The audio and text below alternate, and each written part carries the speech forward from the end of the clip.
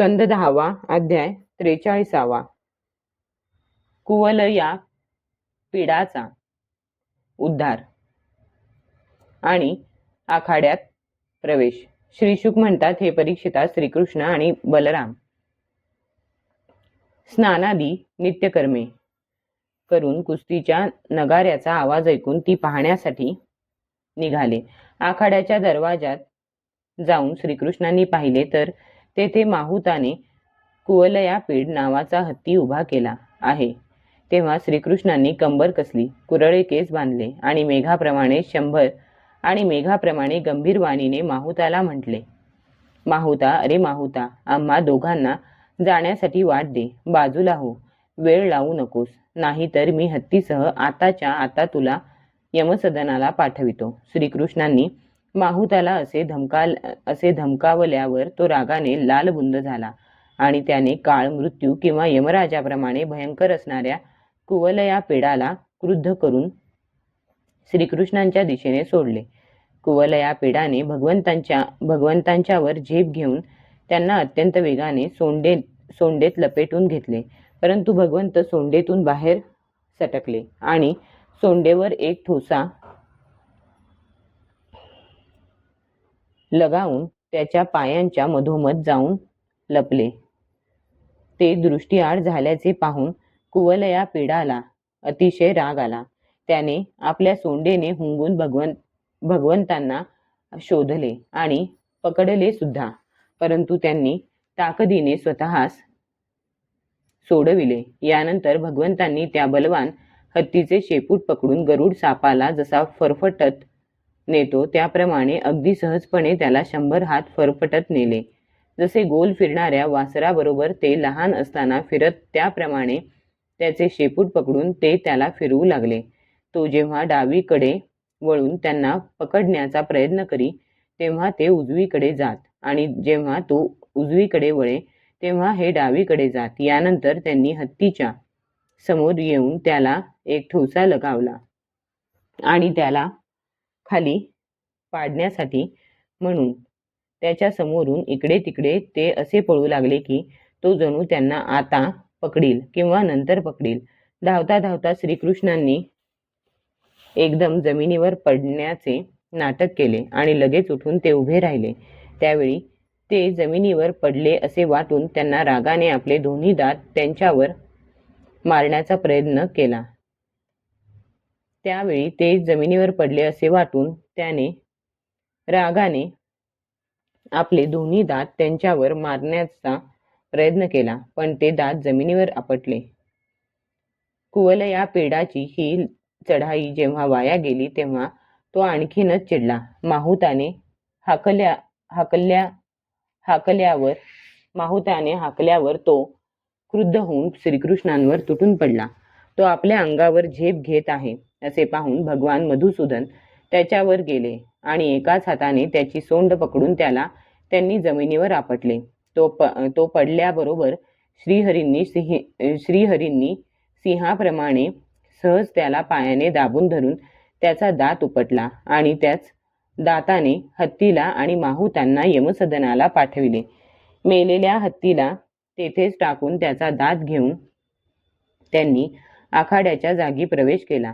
याच वेळची त्यांची शोभा काय वर्णावी.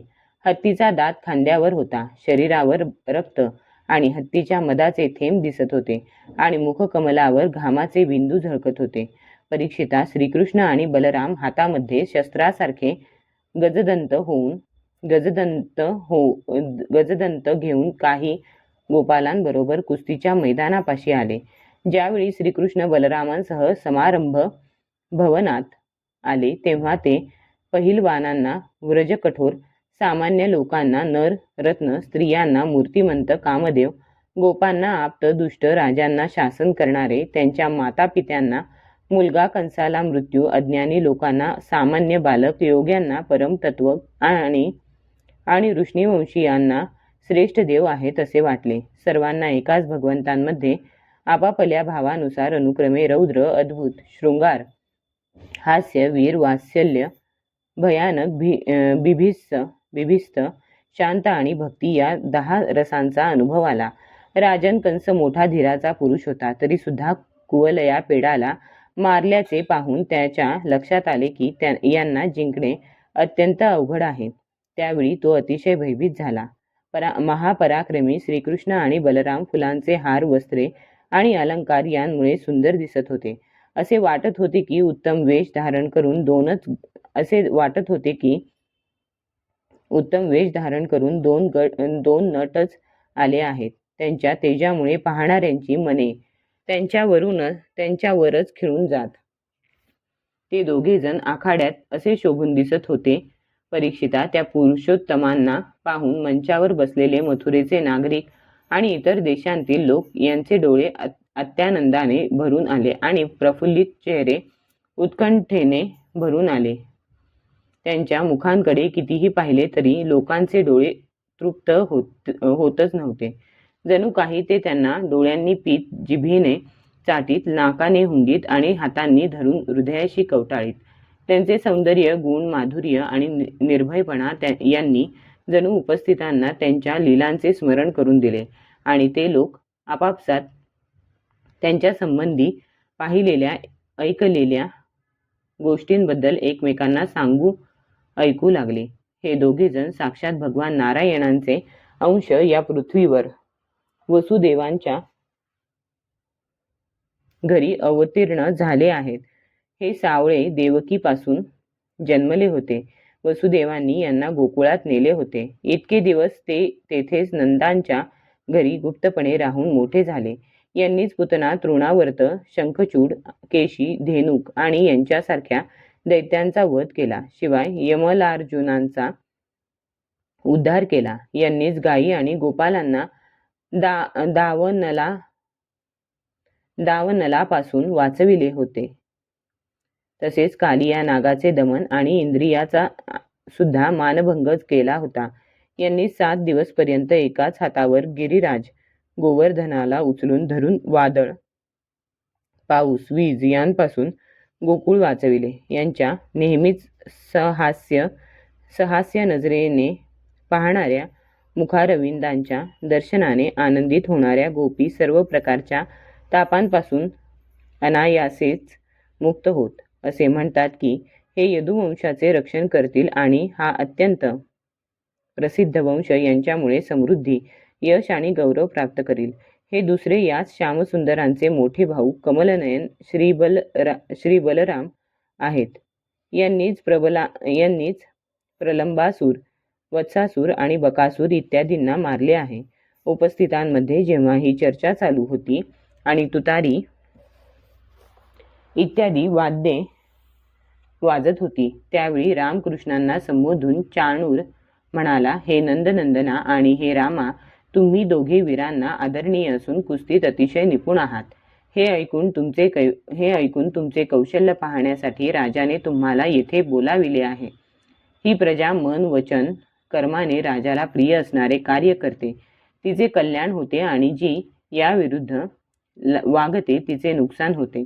गाय आणि वासरे चारणाऱ्या गवळ्यांची मुले दररोज आनंदाने वनामध्ये कुस्त्या खेळत असतात आणि गायी चारीत असतात, हे सर्वांना माहीत आहे.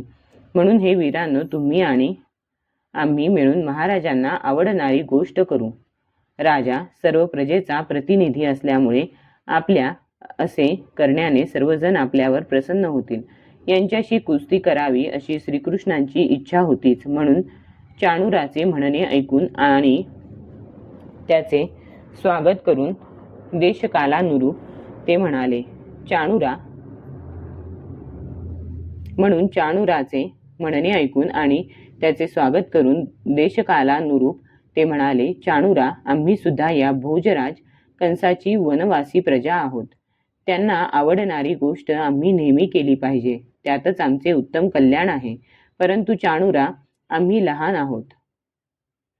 म्हणून आम्ही आमच्या बरोबरीची ताकद असणाऱ्या मुलांबरोबरच कुस्ती खेळू. कुस्ती ही सारखी शक्ती असणाऱ्यांशीच झाली पाहिजे. त्यामुळे अन्यायाचे समर्थन केल्याचे पाप कुस्ती पाहणाऱ्या सभासदांना लागणार नाही. चाणूर म्हणाला, अरे तू आणि बलराम दोघेही बाल नाहीत की किशोरही नाहीत. तुम्ही बलवानांमध्येही श्रेष्ठ आहात. तू 1000 हत्तींचे बळ असणाऱ्या कुवलया पेडाला सहज मारलेस, म्हणून तुम्ही दोघांनी बलवानांबरोबरच लढावे, यात अन्याय मुळीच नाही. म्हणून श्रीकृष्णा, तू माझ्याबरोबर कुस्ती खेळ आणि बलरामाबरोबर मुष्टिक लढेल. अध्याय 43 समाप्त.